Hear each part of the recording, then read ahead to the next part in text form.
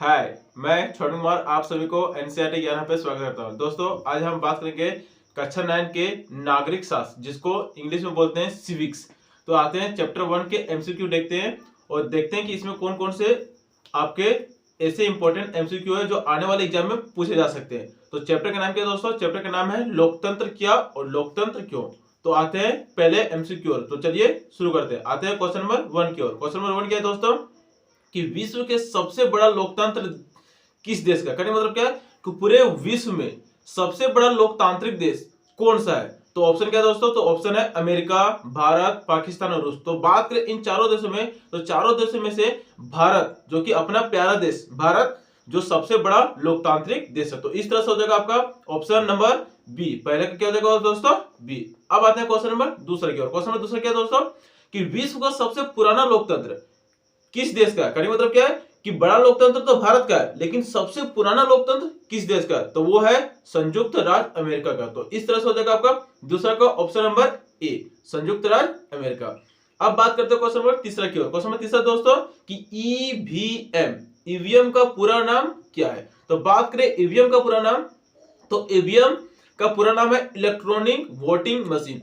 अब दोस्तों बात करते हैं कि ईवीएम का प्रयोग क्या करता है? तो जब वोट होता है, कहने का मतलब क्या है कि लोकसभा का वोट होता है, राज्यसभा का वोट होता है, तो उस टाइम पे ईवीएम का प्रयोग किया जाता है। अब आते हैं क्वेश्चन नंबर 4 की ओर। क्वेश्चन नंबर 4 क्या दोस्तों? कि दुनिया के अधिकांश देश में कैसी शासन व्यवस्था? कहने का मतलब क्या है कि दुनिया में जितने भी देश है, उन देशों में से अधिकांश देश में कौन से शासन व्यवस्था है? तो शासन व्यवस्था है लोकतांत्रिक या राजतंत्र या राजशाही या कोई नहीं। तो दोस्तों बात करें दुनिया में अधिकांश देशों में, तो वो है लोकतांत्र शासन व्यवस्था। तो इस तरह से हो जाएगा आपका चौथा का ऑप्शन नंबर ए, लोकतांत्रिक शासन व्यवस्था, या फिर बोल सकते हैं लोकतंत्र। अब आता है क्वेश्चन नंबर 5 की ओर। क्वेश्चन नंबर 5 क्या दोस्तों? कि डेमोक्रेसी किस भाषा से लिया गया है? कहने का मतलब क्या है कि जो डेमोक्रेसी शब्द है वो किस भाषा से लिया गया? तो ये यूनानी भाषा से लिया गया। तो इस तरह से हो जाएगा आपका पांचवा का ऑप्शन नंबर डी, यूनानी। दोस्तों बात करें डेमोक्रेसी का, तो डेमोक्रेसी क्या है? यूनानी शब्द से लिया गया, और ये यूनानी शब्द के डेमोक्रेसिया से बना है, डेमोक्रेसिया। तो क्वेश्चन अगर पूछेगा कि डेमोक्रेसी किस यूनानी शब्द से बना है, तो ये बना है डेमोक्रेसिया से। अब बात करें डेमोक्रेसी का, तो डेमोक्रेसी को दो भागों में तोड़ सकते हैं, डेमोस और क्रेसिया। तो डेमोस का अर्थ होता है लोग और क्रेसिया का अर्थ होता है शासन। तो इस तरह से डेमोक्रेसी का क्या अर्थ हो जाएगा? लोगों का शासन। और डेमोक्रेसी को हिंदी में क्या कहते हैं? तो हिंदी में कहते हैं इसको लोकतंत्र। अब आते हैं अगले क्वेश्चन की ओर। अगला क्वेश्चन क्या है दोस्तों? क्वेश्चन नंबर 6 कि डेमोक्रेसी का क्या अर्थ है? तो डेमोक्रेसी का अर्थ है लोगों का शासन, जो कि अभी हम लोग कुछ देर पहले क्या किए थे, जाने थे कि डेमोक्रेसी का क्या अर्थ होता है। तो डेमोक्रेसी का अर्थ होता है लोगों का शासन। अब आता है क्वेश्चन नंबर 7 की ओर। क्वेश्चन नंबर 7 की बात करें, तो क्वेश्चन नंबर 7 में क्या है दोस्तों? कि भारत में चुनाव कौन करवाता है? कहने का मतलब क्या है कि भारत में जब लोकसभा का या फिर विधानसभा का चुनाव होता है, तो वो चुनाव कौन करवाता है? तो वो चुनाव करवाता है चुनाव आयोग। तो इस तरह से हो जाएगा आपका सापना का ऑप्शन नंबर बी, चुनाव आयोग।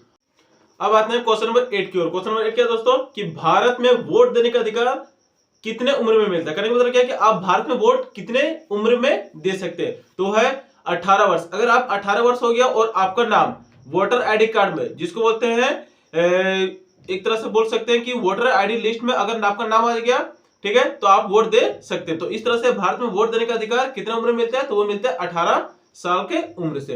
अब आता है क्वेश्चन नंबर 9 की ओर। क्वेश्चन नंबर 9 क्या है दोस्तों? कि भारत में लोकसभा का चुनाव कितने वर्ष में होता है? कहने का मतलब क्या है कि भारत में जो लोकसभा का चुनाव होता है वो कितने वर्ष में होता है? तो वो होता है 5 वर्ष के बाद। कहने का मतलब क्या है कि भारत में प्रत्येक 5 साल के बाद लोकसभा का चुनाव होता है। तो इस तरह से हो जाएगा आपका नवा का ऑप्शन नंबर बी, 5 वर्ष। अब आते हैं क्वेश्चन नंबर 10 की ओर।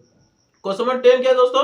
कि पाकिस्तान में सेना द्वारा लोकतांत्रिक शासन का तख्ता पलट किस वर्ष किया गया? कहने का मतलब क्या है कि पाकिस्तान में लोकतांत्रिक शासन व्यवस्था था, लोकतांत्रिक शासन था, लेकिन वहां के जो सेना थे उसने तख्ता पलट कर दिया, लोकतांत्रिक शासन व्यवस्था को हटा दिया और खुद सेना का शासन लागू कर दिया। तो ये किस वर्ष हुआ था? तो ये हुआ था 1999 में। तो इस तरह से हो जाएगा आपका 10वां का ऑप्शन नंबर सी, 1999।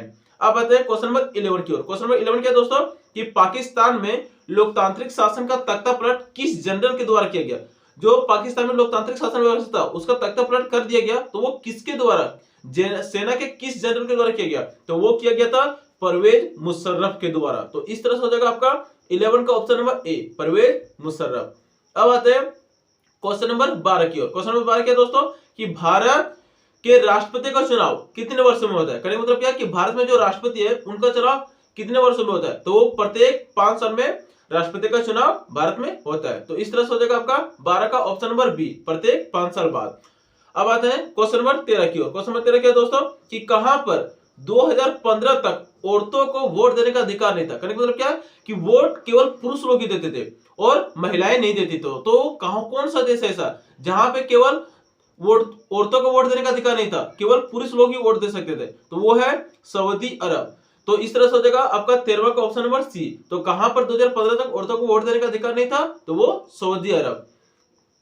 अब आते हैं क्वेश्चन नंबर 14 की ओर। 14 नंबर क्वेश्चन क्या है दोस्तों कि लोकतांत्रिक शासन पद्धति दूसरों से बेहतर क्यों है। कहने का मतलब क्या है कि लोकतांत्रिक शासन पद्धति में जो भी शासन राजतंत्र है, राजशाही, उन सारे शासनों से लोकतंत्र आखिर अच्छा शासन क्यों है। तो यहाँ पे शासन का अधिकार क्या है, जवाबदेही वाला स्वरूप है, मतभेद के टकराव को भी सुलझाता है, नागरिकों का सम्मान बढ़ाता है और बहुत सारे ऐसे अधिकार है जो जनता को दिया जाता है। तो इसीलिए लोकतांत्रिक शासन पद्धति क्या है, दूसरों से बेहतर। तो इस तरह से हो जाएगा आपका ऑप्शन नंबर 14 का डी, इनमें से सभी। यह शासन का अधिक जवाबदेही वाला स्वरूप भी है, लोगों को बहुत सारे अधिकार भी देता है और मतभेदों को टकराव को भी रोकता है। अब आते हैं क्वेश्चन नंबर 15 की ओर। क्वेश्चन नंबर 15 क्या है दोस्तों कि किस शासन प्रणाली में शासकों का चुनाव जनता करती है। कहने का मतलब क्या है कि कौन से ऐसा शासन प्रणाली है, राजतंत्र, राजशाही, लोकतंत्र, इन तीनों में से किस शासन प्रणाली में शासकों का चुनाव जनता करती है, तो वो है लोकतंत्र। लोकतंत्र में क्या करती है, शासकों का चुनाव जनता करती है। अब आते हैं क्वेश्चन नंबर 16 की ओर। क्वेश्चन नंबर 16 क्या है दोस्तों कि चीन की संसद को क्या कहते हैं। जिस प्रकार भारत का संसद है तो उसी प्रकार चीन का भी संसद होगा। तो चीन की संसद को क्या कहते हैं, तो चीन की संसद को कहते हैं राष्ट्रीय जन संसद। तो इस तरह से हो जाएगा आपका 16 का ऑप्शन नंबर सी। अब आते हैं नेक्स्ट क्वेश्चन, क्वेश्चन नंबर 17 की ओर। क्वेश्चन नंबर 17 क्या है दोस्तों कि मैक्सिको में राष्ट्रपति का चुनाव कितने वर्ष में होता है। दोस्तों बात करें भारत की, तो भारत में राष्ट्रपति का चुनाव कितना होता है, प्रत्येक 5 साल में। तो उसी प्रकार मैक्सिको में राष्ट्रपिता का चुनाव कितने वर्षों में होता है, तो वो होता है 6 वर्षों में। तो इस तरह से हो जाएगा आपका 17 का ऑप्शन नंबर ए, 6 वर्ष। अब आते हैं क्वेश्चन नंबर 18 की ओर। क्वेश्चन नंबर 18 क्या है दोस्तों कि चीन में भीषण अकाल कब आया था। कहने का मतलब क्या है कि चीन में अकाल कब पड़ा था, बहुत ज्यादा खतरनाक वाला, तो वो पड़ा था 1958 से लेकर 1961 के बीच में। तो इस तरह से हो जाएगा 18वां का ऑप्शन नंबर बी। दोस्तों आज के लिए इतना ही, मिलते हैं नेक्स्ट वीडियो में जिसमें हम लोग देखेंगे नागरिक शास्त्र का चैप्टर नंबर 2 जो कि है संविधान निबंधन। हम देखेंगे इसमें कौन कौन से ऐसे एमसीक्यू है जो आने वाले एग्जाम में पूछे जा सकते हैं। आज के लिए इतना ही, जय हिंद, जय भारत।